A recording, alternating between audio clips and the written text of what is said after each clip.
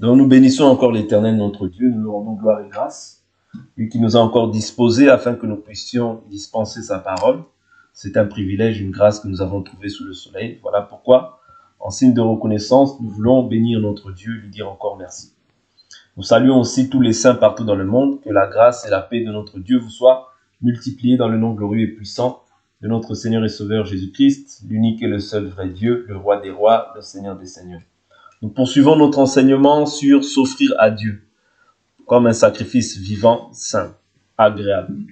Donc, c'est le sujet, c'est le thème sur lequel nous sommes en train de nous entretenir. Par la grâce du Seigneur, nous avions vu se donner nous-mêmes à Dieu, sacrifier son confort et sommeil. Alors, sacrifier les faux frères, nous avions vu cela par la grâce de Dieu. Nous avions vu hier comment est-ce que le sacrifice s'effectue, ouais, des faux frères, c'est-à-dire que si, après, ou bien, quand on parle de faux frères, on peut parler aussi d'une sœur, hein, d'accord, quelqu'un qui est faux. Donc, quelqu'un qui ne marche pas, en fait, selon les principes que Jésus a établis. Donc, après plusieurs avertissements, Dieu nous recommande, selon la recommandation de Paul, ouais, donc Paul a parlé de se livrer à Satan sous deux aspects. C'est important qu'on voie les points qui sont énumérés dans la parole et par lesquels Paul lui-même a livré les gens à Satan. Ouais. On avait pris juste l'exemple de Job hier pour montrer comment est-ce que comment est-ce qu'une personne peut être livrée à Satan. C'est-à-dire que quand cette personne est livrée à Satan, c'est-à-dire qu'il n'est plus sous le pouvoir de Dieu, mais il est maintenant sous le pouvoir du diable. Et quand le diable vient dans une vie, c'est pourquoi Jean chapitre 10, verset 10, la Bible nous dit, Jean 10, 10, la Bible nous dit, le voleur ne vient que pour voler et tuer et détruire. Moi, je suis venu afin que les brebis aient la vie et qu'elle l'ait en abondance. Vous voyez, c'est-à-dire que le Seigneur, lui, vient pour que les brebis aient la vie en abondance, mais le voleur, lui, vient que pour voler, tuer, détruire. Vous voyez, c'est-à-dire que c'est ça que, quand on livre quelqu'un à Satan, l'objectif, c'est quoi? C'est qu'il puisse être volé, peut-être pas tué, mais c'est-à-dire détruit. Quand on détruit, c'est-à-dire que tu vas avoir des projets, tu vas faire ceci, cela. Mais comme tu vis mal, vous voyez, Dieu va commencer à détruire peut-être tes entreprises, à mettre peut-être une maladie dans ta vie. Pas pour te tuer, mais pour que tu reviennes à la raison. Est-ce que vous comprenez? Parce que si tu es un enfant de Dieu, le but, l'objectif de cela, c'est pour que tu reviennes à la raison, tu te dises, ah, s'il m'arrive ça, ça veut dire que je me suis éloigné du Seigneur. Donc l'objectif ici, c'est que tu reviennes au Seigneur afin que Dieu t'accueille dans sa volonté. Maintenant, on va voir juste les deux aspects dans lesquels Paul a mentionné le fait qu'on puisse livrer quelqu'un à Satan. C'est-à-dire que ce n'est pas simplement comme ça, on livre, non. Parce que ça devient un désordre aussi. Donc, prenons les cas qui sont mentionnés. 1 Corinthiens chapitre 5. 1 Corinthiens chapitre 5, je prends à partir du verset 1, l'Écriture nous dit « On entend parler constamment d'inconduite parmi vous, et d'une inconduite telle qu'elle ne se rencontre pas même chez les païens. C'est au point que l'un de vous a la femme de son père, et vous êtes enflé d'orgueil. Et vous n'avez pas plutôt pris le deuil, afin que celui qui a commis cet acte soit ôté du milieu de vous. » Ouais. C'est-à-dire que quelqu'un qui commet un tel acte, il doit être ôté du milieu de vous. Ouais. Pour moi, absent de corps mais présent d'esprit, j'ai déjà jugé comme si j'étais présent l'odeur d'une telle action. Car au nom du Seigneur Jésus, vous et mon esprit, nous nous sommes assemblés avec la puissance de notre Seigneur Jésus, qu'un tel homme soit livré à Satan pour la destruction de la chair, afin que l'esprit soit sauvé au jour du Seigneur Jésus. Donc ici, il mentionne premièrement, cet homme-là doit être comment? Ôté du milieu de vous. Sous la loi, c'était ça aussi qui se passait. C'est-à-dire que sous la loi de Moïse, quand on constatait quelqu'un qui avait une lèpre, la lèpre ici qui est en fait le symbole ou l'image du péché, on le mettait de côté. Ouais. Et il était examiné par qui? Par le sacrificateur. Le sacrificateur aujourd'hui qui représente les pasteurs, les apôtres, les docteurs, les évangélistes, les prophètes. C'est-à-dire que, bien qu'il était ôté, mais le sacrificateur pouvait aller le voir de temps en temps pour voir son évolution. Comment est-ce qu'il évoluait? Comment est-ce que cette personne se rétablissait? C'était lui seul qui avait la possibilité d'aller le voir. C'est-à-dire qu'il était mis à part. On peut lire ça dans le livre de Lévitique. Si vous voulez lire, vous pouvez toujours le lire. Moi, je vous donne juste l'écriture. Je ne veux pas aller lire parce que sinon, on va prendre beaucoup de temps. Alors, je vous donne juste l'écriture. Vous allez voir les différents types de lèpre qu'il y avait. Vous voyez, donc la lèpre ici symbolise le péché. Okay. Alors, je suis dans Lévitique chapitre Lévitique chapitre 13. Ouais, Lévitique chapitre 13, Lévitique chapitre 14.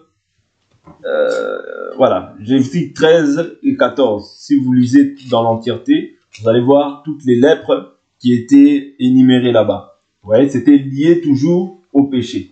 Vous voyez même la sœur de Moïse, Myriam, lorsqu'elle avait critiqué Moïse, Dieu, qu'est-ce qu'il a fait? Il a frappé Myriam de la lèpre. Et elle avait été mise hors du camp. Ouais, hors du camp, pourquoi? Parce que cette attitude-là, cette action-là, peut infecter les autres. La lèpre, c'est contagieux. Donc, pour que les autres ne soient pas infectés, en fait, par cette manière de faire, on la mettait hors du camp. Et voilà, le sacrificateur, lui, pouvait venir voir pour voir l'évolution. Ouais. Et une fois que la lèpre était terminée, la personne pouvait réintégrer le camp. Mais tant que la lèpre n'était pas encore terminée, vous voyez, on constatait qu'on disait que bon, ben, cette personne doit être encore mise à l'écart. Vous voyez, parce qu'il y avait différents types de lèpre. Il y avait une lèpre où aussi on devait détruire la maison. Vous voyez, donc il y avait plusieurs types de lèpre. On parlera de cela un jour, Dieu voulant. Voilà, donc ici, dans ce cadre-là, dans 1 Corinthiens chapitre 5, il dit qu'un tel homme soit ôté du milieu de vous. Et hier, nous avions lu dans 1 Corinthiens, je crois, 1 Corinthiens,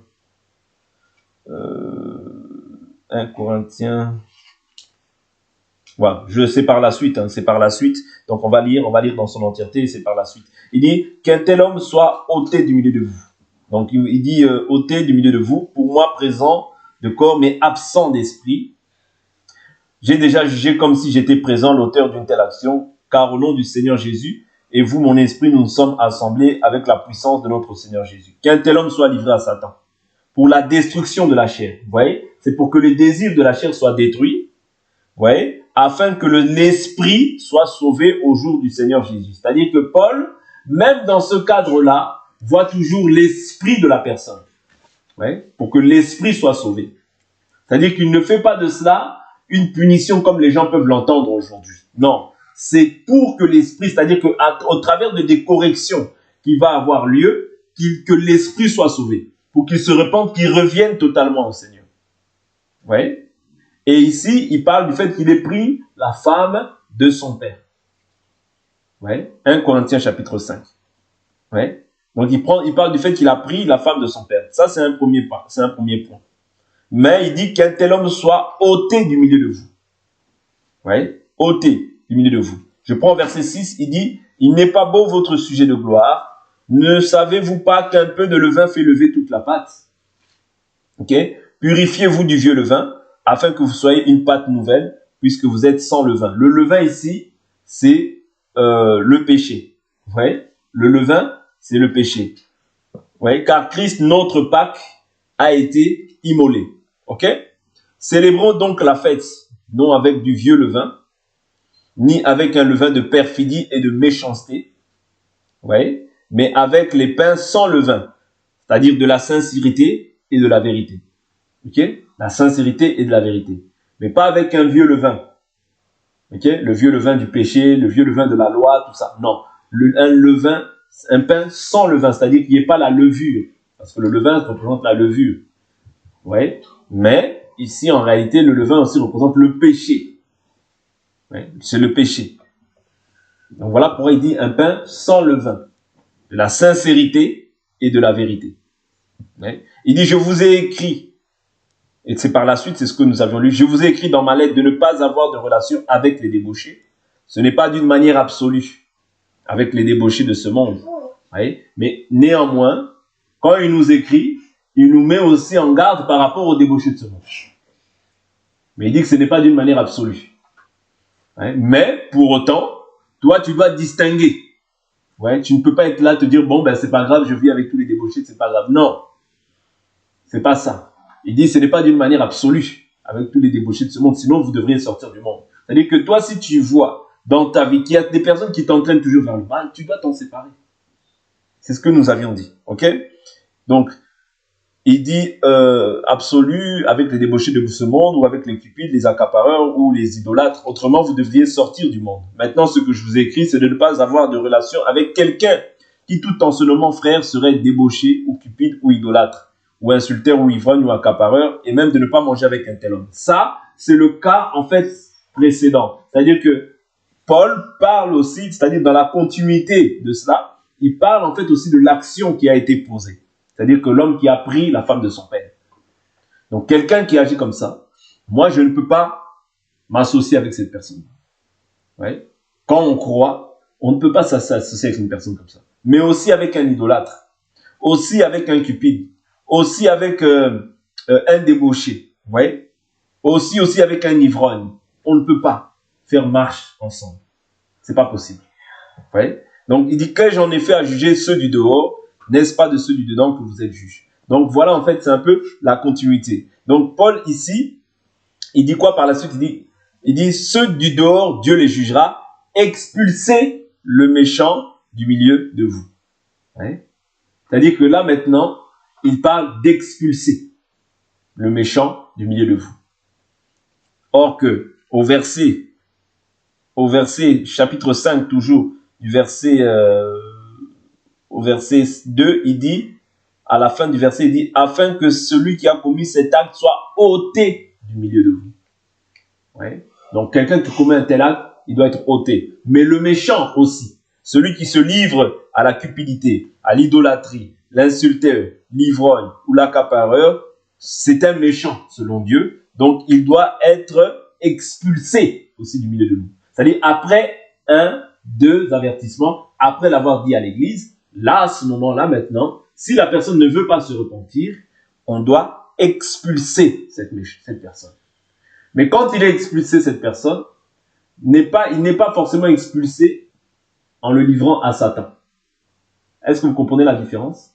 La livraison à Satan ici, bon, il est expulsé, il n'est plus dans la communion en fait.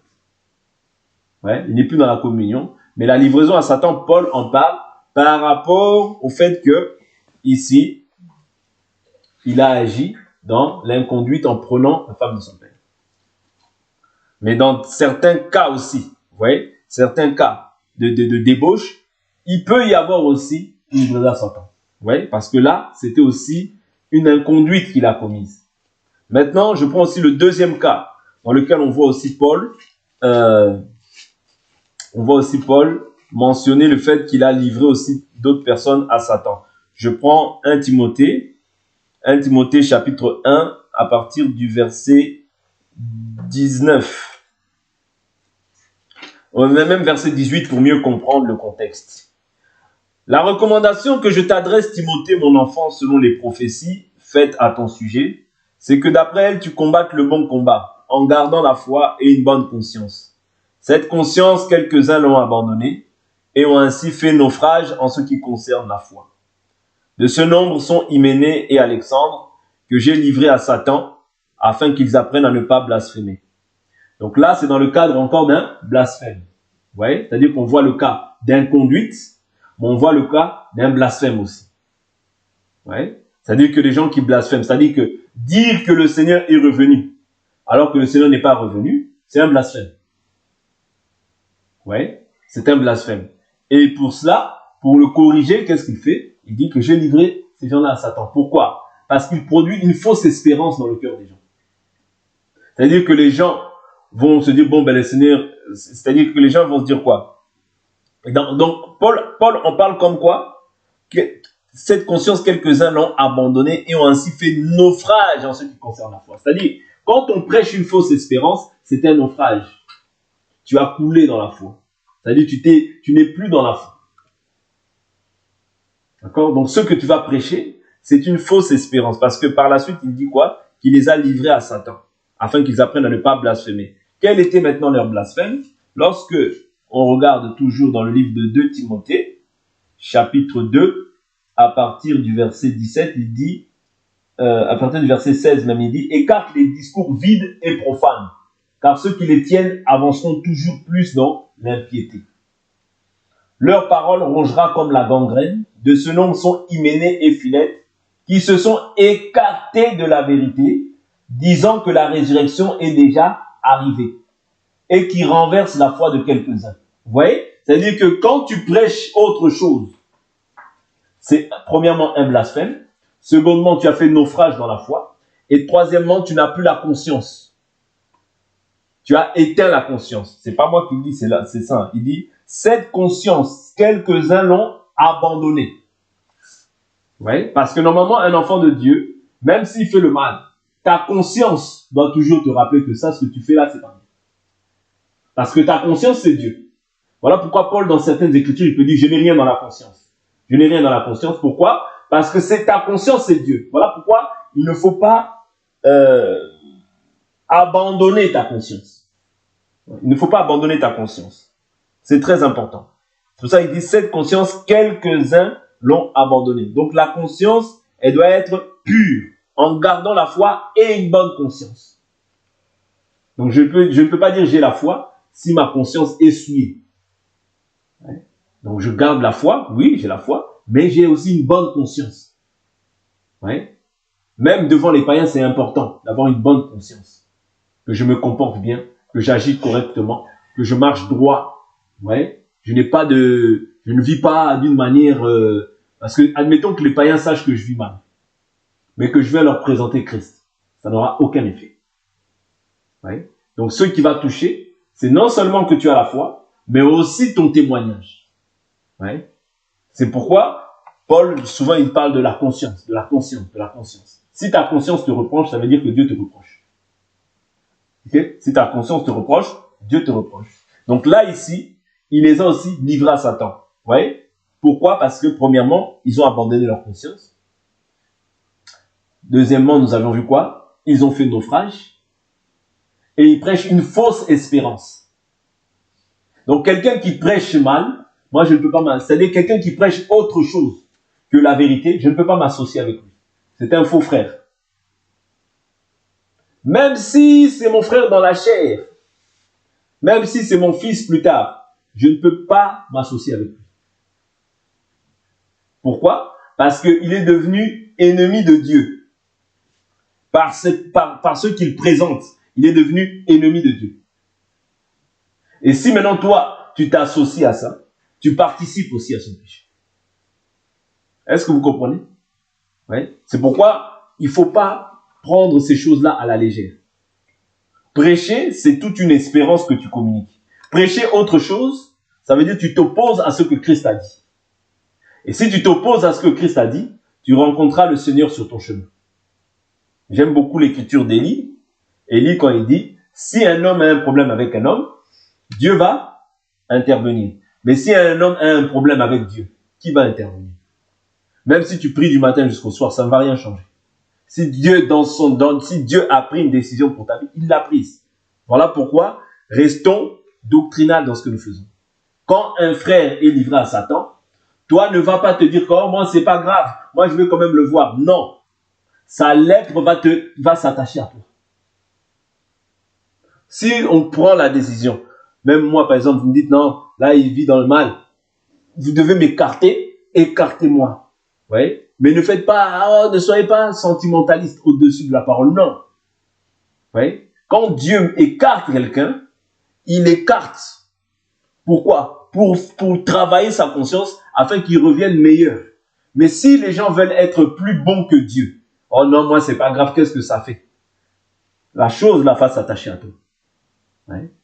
Donc ce n'est pas en vain, même lorsque la loi, sous la loi, quand on mettait quelqu'un à l'écart, il restait isolé.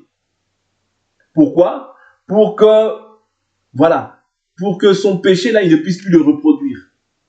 Donc, c'est ça les ordonnances que Dieu avait établies, même sous la grâce, pour pouvoir réintégrer aussi le corps. C'est-à-dire qu'il y avait un temps où on l'isolait, où on voyait comment est-ce qu'il évoluait. Est-ce que la lèpre avait baissé? Est-ce que la lèpre n'avait plus? Voilà. Il l'examinait, et au bout d'un moment, quand il n'y avait plus la lèpre, il réintégrait le corps.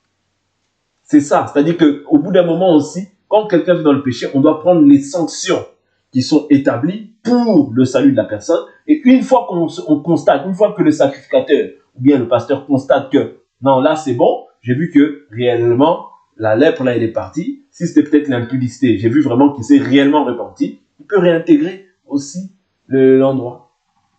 Vous comprenez? La communion fraternelle avec les frères, c'est très important. D'accord? Parce que l'objectif de Dieu, c'est de ne pas de tuer la personne, mais l'objectif c'est de corriger afin que la personne revienne pour pouvoir être une bénédiction aussi au milieu des saints. Ok? Donc c'est ça. Donc on a vu les deux aspects quand Paul parle de livraison à Satan. Le blasphème qui est lié à un faux enseignement et aussi l'inconduite.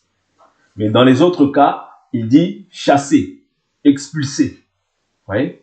Après un premier et un second avertissement, mettez à part ceux qui causent des désordres au sein de l'Église. Je peux prendre cette écriture dans le livre de 1 Thessaloniciens. 1 Thessaloniciens. Alors, je vous donne tous les aspects aujourd'hui, comme ça après on essaie d'avancer. Toutes les écritures du moins. Alors,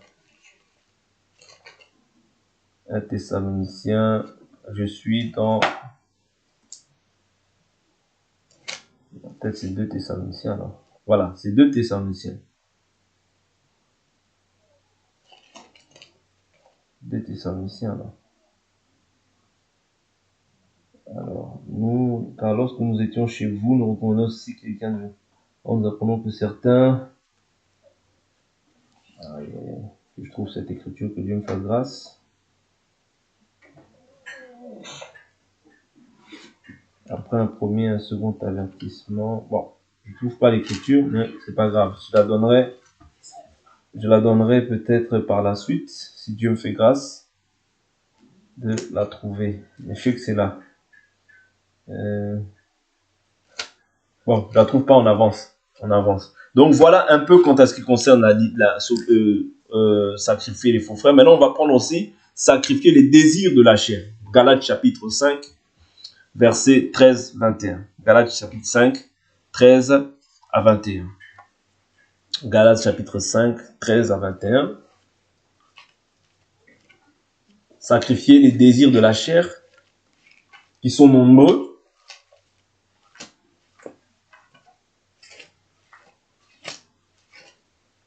Alors, Galates 5. Galates 5. Je prends à partir du verset 19. Or, les œuvres de la chair sont évidentes, c'est-à-dire inconduite, c'est ce que nous avons vu tout à l'heure. Impureté. Il y a plusieurs types d'impureté. Vous voyez? Débauche. Idolâtrie. Magie. Hostilité. Discorde. Jalousie. Fureur. Rivalité. Division. Parti pris. Envie. Ivrognerie. Orgie. Et choses semblables. C'est-à-dire, il y a des choses qui ne sont pas forcément mentionnées. Il y a des choses qui sont semblables à cela. Vous comprenez? C'est comme quand on parle des impuretés, il y en a plusieurs d'impuretés. Okay? C'est ces choses-là qui ne doivent pas se retrouver dans la vie des enfants de Dieu. Et il nous dit quoi? Il dit, je vous préviens, comme je l'ai déjà fait, ceux qui se livrent. Autrement dit, moi j'ai pris s'offrir, ceux qui s'offrent, parce que se livrer, c'est être esclave d'une chose. C'est ce que nous dit le livre de Romains chapitre 6. Ne savez-vous pas que celui qui se livre à quelqu'un pour lui obéir devient esclave de celui à qui il obéit, soit de la chair, soit de l'esprit qui conduit à la vie, soit de la chair qui conduit à la mort. Vous comprenez? Donc quand je me livre à quelque chose, j'en deviens esclave. Voilà pourquoi il dit, je vous préviens. comme je l'ai déjà fait. Ceux qui se livrent à de telles pratiques n'hériteront pas du royaume de Dieu. Oui. N'hériteront pas. C'est-à-dire l'héritage ne te dit pas que, oh bon, comme j'ai reçu le Saint-Esprit, c'est bon, je demande seulement, je peux faire, après je demande pardon à Dieu. Non, là tu te moques de Dieu. Et la Bible dit, on ne se moque pas de Dieu. Hein? On ne se moque pas de Dieu. Bon, je fais simplement, et après je demanderai pardon à Dieu. Non. Quand tu es conscient de la vérité, la chose que tu es en train de faire n'est plus maintenant appelée péché, mais est appelée iniquité. Je répète, je suis conscient d'une chose, que ça c'est pas bien, mais je dis simplement, je le fais, après, bon, de toute manière, je demanderai pardon à Dieu, Dieu va me pardonner. Ok. Ça, on n'appelle plus ça péché. On appelle ça iniquité. C'est-à-dire, iniquité, c'est quoi? C'est, je sais que cette chose-là, elle est mauvaise, mais je la fais quand même. C'est-à-dire, là, tu commences à pécher délibérément, volontairement. Or, la Bible nous dit, si nous péchons volontairement, il n'y a plus d'offrande pour le péché, mais une attente terrifiante du jugement prêt à dévorer les rebelles.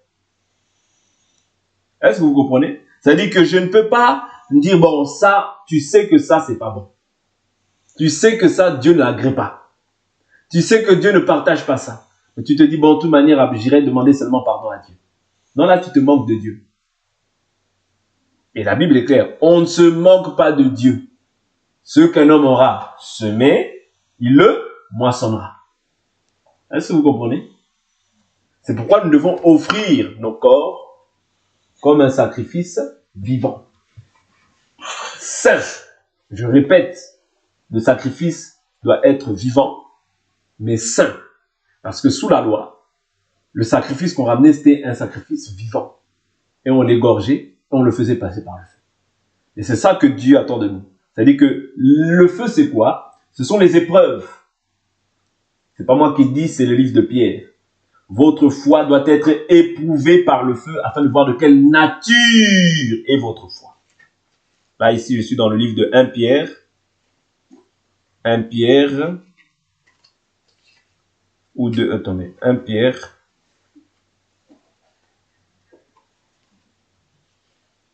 Un Pierre chapitre 1, à partir du verset 7, il dit, verset 6, vous entrez d'allégresse, quoique vous soyez maintenant pour un peu de temps, puisqu'il le faut affliger par diverses épreuves, afin que votre foi, éprouvée bien plus précieuse que l'or périssable, cependant éprouvée par le feu, se trouve être un sujet de louange et de gloire lors de la révélation de Jésus-Christ. Donc ici, on comprend que le feu par lequel nous tous nous devons passer, ce sont les épreuves. Ok? La foi que tu dis là, ouais, j'ai la foi, elle va être éprouvée par le feu. Et c'est le feu qui va faire savoir de quelle nature est ta foi. Est-ce que ta foi résiste au feu ou ta foi ne résiste pas au feu? Dieu te dit ça, je ne veux pas. Est-ce que toi, tu te dis, ah, je fais, ou tu vas te dire, ah bon, je fais simplement la chose et après je demanderai seulement pardon. Non. Là, ta foi ne résiste pas au feu. Ouais. Or, notre foi doit résister au feu. Résister aux épreuves. Parce que Dieu ne peut pas te tenter au-delà de tes forces. 1 Corinthiens chapitre 10, verset 13. Ouais. Dieu ne nous tente pas au-delà de nos forces. C'est-à-dire que quand Dieu te dit quelque chose, il sait qu'il a déjà mis en toi la capacité de pouvoir supporter la chose. Est-ce que vous comprenez? Est-ce que vous comprenez? C'est-à-dire Dieu ne peut pas te tenter au-delà de tes forces. Cette chose-là, elle t'a dépassé au point où tu te dis non, ça c'est trop, moi je vais abandonner cette voie. Non, ça c'est une voie de fou. Non. Oui, non. Et là d'ailleurs, la Bible nous dit que prenez mon joug sur vous. Mon joug est léger. Le joug de Dieu est léger. Allez voir les jougs des satanistes, tout ça. On va leur dire, va à minuit. Tu prends la photo de ta mère. Tu prends la photo de ton fils. Va faire ça. Tu te mets tout nu. Tu fais, ça c'est un joug difficile. Ouais. Satan est méchant. Ouais. Tu vas à minuit. De minuit à 3 heures, tu vas faire ci. Tu vas couper la tête d'un bœuf. Tu ramènes le sang. Tu fais ci, ça. Ça, c'est un joug difficile. Mais le joug du Seigneur est léger. Ce que Dieu te demande, c'est simplement de vivre sa parole. Oui. De te sanctifier davantage. De t'éloigner du mal. Oui. Il n'y aura pas la mort d'un de tes enfants. Tu ne devras pas sacrifier quelqu'un physiquement comme ça. Non. Oui. Mais les satanistes, ils souffrent. Ils souffrent. Oui. Ils souffrent. Mais nous, le Seigneur, nous dit que nous souffrons, mais pour un peu de temps. Un peu de temps. Le temps que tu passes sur la terre, c'est un peu de temps. Le temps que tu vas passer dans l'éternité est éternel. Mais maintenant, il faut que tu comprennes qu'il y a deux éternités. Il y a une éternité auprès de Dieu et il y a une éternité loin de Dieu. Accepte de souffrir aujourd'hui avec Jésus pour être éternellement avec lui. Accepte. Ouais, de te charger de ta croix chaque jour pour qu'un jour tu sois auprès de ton Créateur. Et ça, il y a un prix à payer. Le prix à payer, c'est la sanctification. Le prix à payer, c'est être une offrande et un sacrifice vivant, saint, parce que tu as le Saint-Esprit, agréable à Dieu. Ouais. Agréable à Dieu comment? Nous l'avons vu hier, un sacrifice vivant, saint, par le Saint-Esprit, mais aussi par cette parole. Jean 17, je vous l'ai dit hier. Ouais. Sanctifie-les par la vérité, ta parole est la vérité. Le Saint-Esprit aussi vient nous rendre purs. Parce que sanctifier, c'est quoi? C'est être mis à part. Être pur pour Dieu. C'est ça être sanctifié. Ouais. Nous sommes un royaume de sacrificateurs. Nous sommes mis à part pour Dieu. Okay? Nous sommes mis à part pour Dieu. Donc si tu es mis à part pour Dieu, Dieu veut faire quelque chose. C'est-à-dire parce que Dieu veut, au travers de toi, Dieu veut qu'on puisse voir que Dieu existe au travers de toi. Il ne t'a pas choisi pour rien. S'il t'a choisi, c'est qu'il veut faire rayonner sa gloire sur ta face. Comprenez? C'est-à-dire Dieu choisit des individus, des personnes, au travers de qui il veut que, voilà, qu'on voie qu'il est vivant. Au travers de toi et de moi. Ouais. Au travers de toi et de moi, Dieu veut se glorifier. Ok? Donc il est très important qu'on comprenne. Si on ne comprend pas ça, on va toujours croire, on va voir ça comme des commandements d'hommes. Non, ce n'est pas des commandements d'hommes. C'est les commandements du Seigneur. Et comme je vous dis, son joug est léger. Ouais? Le joug du Seigneur n'est pas pénible. Il est léger. Donc nous devons fuir ces choses-là, ces pratiques-là. Pourquoi? Pour hériter. Parce qu'il y a un héritage qui est beaucoup plus important que tout ce que nous pouvons vivre sur la terre. Je ne cesserai pas de vous répéter ces choses. L'héritage que nous avons, ouais, auquel nous aspirons, est beaucoup plus excellent que tout ce que nous pouvons voir sur la terre. Ouais. Je prends encore une autre écriture. Je prends deux autres écritures concernant toujours le sacrifice des désirs de la chair. Je prends toujours 1 Corinthiens, chapitre 6, le verset 9. Ne savez-vous pas que les injustes n'hériteront pas le royaume de Dieu? Ne vous y trompez pas, ni les débauchés, ni les idolâtres, ni les adultères, ni les dépravés. Un adultère, c'est qui? C'est quelqu'un qui est marié mais qui va prendre une autre femme. Ou bien même quelqu'un qui divorce. Quelqu'un qui a divorcé. Pour un motif quelconque. Elle a insulté ma mère. Je ne conseille pas aux gens d'agir ainsi. Parce qu'un enfant de Dieu doit être poli.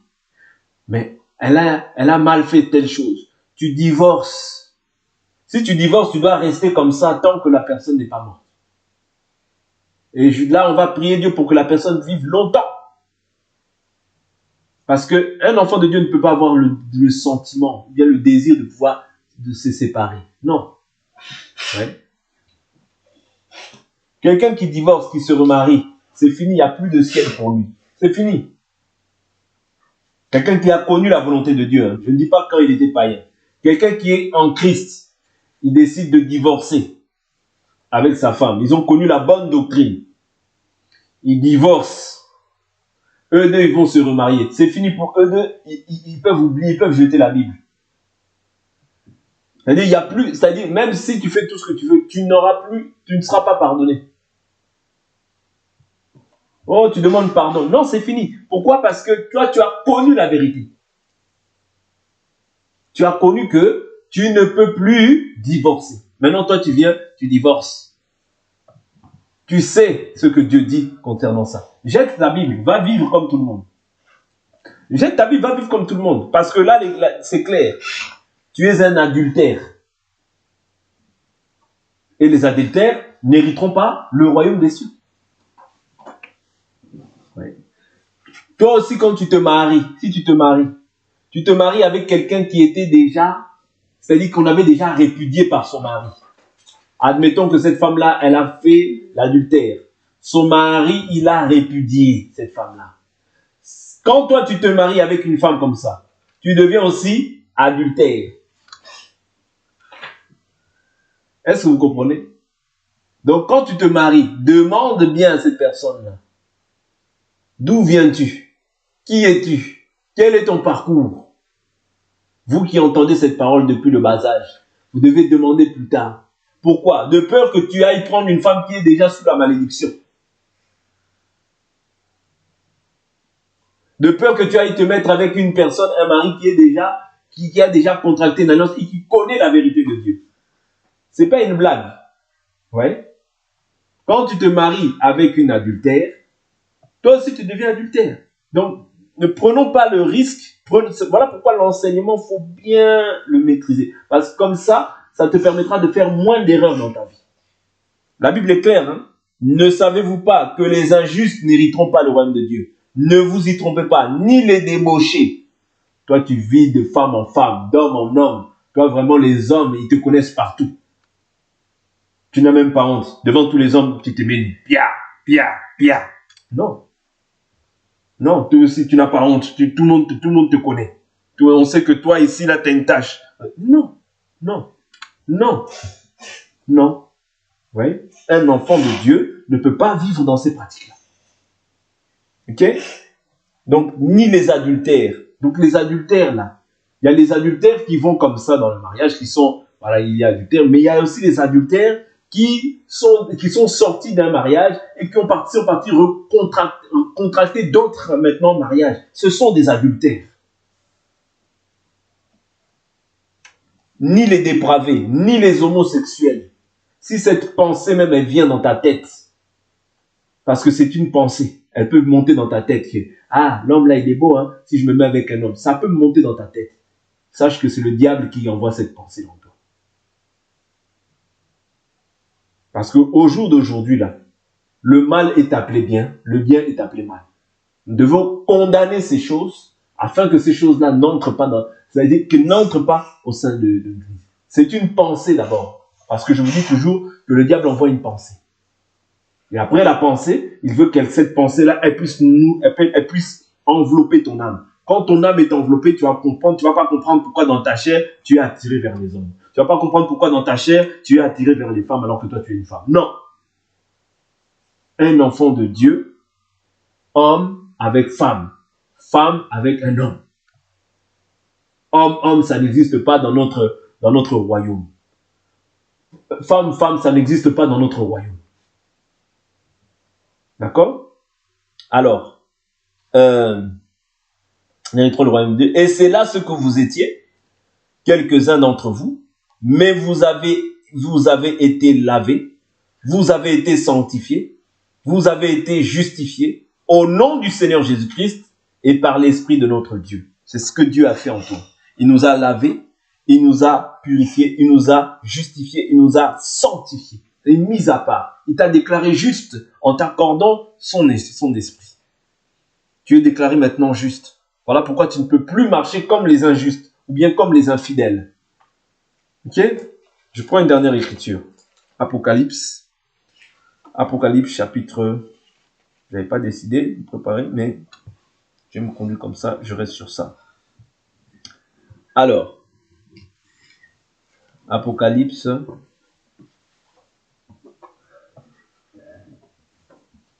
Je prends chapitre 21, verset 8. Verset 7. Tel sera l'héritage du vainqueur, je serai son Dieu, il sera mon fils. Mais pour les lâches, les incrédules c'est qui? C'est ceux qui ne croient pas. Ouais, sont des incrédules.